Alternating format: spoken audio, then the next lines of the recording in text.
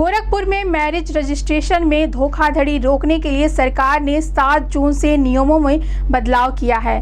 सहायक महानिरीक्षक निबंध संजय कुमार दुबे ने बताया कि अब 2 तरह के नियम लागू होंगे। बिना पारिवारिक सहमति के मैरिज रजिस्ट्रेशन के लिए पुरोहित की गवाही अनिवार्य है। पारिवारिक सहमति से होने वाले विवाह में परिवार के एक सदस्य की गवाही जरूरी होगी। इसके अतिरिक्त नोटरी शपथ पत्र और जन्म प्रमाण पत्र के लिए हाई स्कूल मार्कशीट, सीएमओ या नगर निगम पंचायत द्वारा जारी प्रमाण पत्र ही मान्य होगा। यह बदलाव शनिदेव बनाम उत्तर प्रदेश राज्य मामले में उच्च न्यायालय के निर्देशों के बाद किया गया है। इसका उद्देश्य रजिस्ट्रेशन में हो रहे फर्जीवाड़े को रोकना है। लोगों को जागरूक करने के लिए अधिवक्ता, दस्तावेज लेखक और मीडिया के माध्यम से जानकारी दी जा रही है। इस संबंध में गोरखपुर न्यूज से बात करते हुए सहायक महानिरीक्षक निबंध संजय कुमार दुबे ने कहा, मैरिज रजिस्ट्रेशन के नियमों में कई संस्थाएं जो गलत प्रमाण पत्र जारी कर रही थीं और उनके आधार पर विवाह पंजीकरण अधिकारी उपनिबंधक विवाह का पंजीकरण कर रहे थे, उसमें कई मामले ऐसे आए जो माननीय उच्च न्यायालय तक गए और माननीय उच्च न्यायालय ने शनिदेव बनाम उत्तर प्रदेश राज्य व अन्य में कुछ निर्देश पारित किए और उन निर्देशों के अनुपालन में महानिबंधक विवाह, जो कि महानिरीक्षक निबंधन उत्तर प्रदेश होते हैं, उन्होंने बदलाव किए और कई बदलाव हैं और उनके आधार पर वो भविष्य में जो है शादियों का पंजीकरण किया। सर, बिना परिवार की मर्जी से कोई शादी करता है तो उसका क्या नियम है? बिना परिवार की मर्जी से शादी होती है तो उसमें विवाह पंजीकरण अधिकारी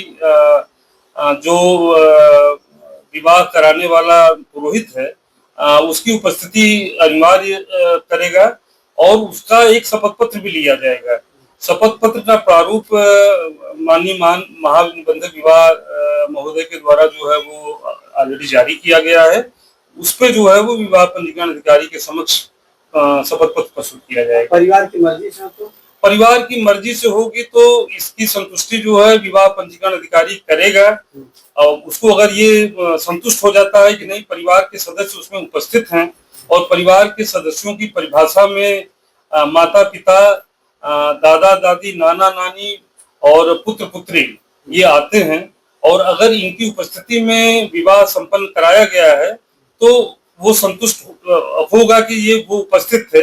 उसके लिए वो किस तरीके से संतुष्ट होगा वो उनकी गवाही करा सकता है तो उसके आधार पर वो जो संतुष्ट होगा और फिर पुरोहित की उपस्थिति या अन्य नियमों में ढील दी जा सकती है। विवाह रजिस्ट्रेशन में क्या क्या डॉक्यूमेंट्स लगेंगे? विवाह के रजिस्ट्रेशन में एज के प्रमाण पत्र में मार्कशीट या जन्म मृत्यु पंजीकरण अधिकारी का प्रमाण पत्र, और अगर इन दोनों से भी उपनिबंधक यह सहमत नहीं होता है, उसको लगता है कि जो ब्राइड और ब्राइडग्रूम्स में उपस्थित हैं वो नाबालिग हो सकते हैं तो वो सीएमओ के द्वारा प्रमाण पत्र प्राप्त कर सकता है। सर, नियम में बदलाव होने से कितना फर्जीवाड़े पर रोक लगेगा? सर, नियम में बदलाव होने से जो जेन्युइन शादियां हैं उनमें वो संपन्न होंगी। पहली बात तो अगर परिवार की मर्जी से है तो पूरी तरीके से विवाह पंजीकरण अधिकारी को वो विशेषाधिकार दिया गया है कि वो अपनी संतुष्टि के आधार पर जो है वो पंजीकरण कर ले और उसके लिए अगर उसको लगता है कि सदस्य उपस्थित नहीं थे और जो है वो ऐसी स्थिति में वो पुरोहित को बुलाएगा, पुरोहित से शपथ पत्र लेगा और जो है वो आगे की कार्रवाई संपादित करेगा। सर, ये नियम सभी धर्मों के लिए है? ये सभी धर्मों के लिए। ये उत्तर प्रदेश विवाह पंजीकरण नियमावली 2017 के अंतर्गत चूंकि शादी का रजिस्ट्रेशन अनिवार्य कर दिया गया था उत्तर प्रदेश में, तो ये सभी के लिए। सर, जागरूकता के लिए क्या कर रहे हैं? जागरूकता के लिए हम लोग बार में और यहाँ पे दस्तावेज लेखकों को और जो है पेपर में महानिबंधक द्वारा जो है महानिबंधक विभाग द्वारा जो दिया गया है, हम लोग भी अपने स्तर से इसका जगह जगह पे व्यापक प्रचार प्रसार करेंगे।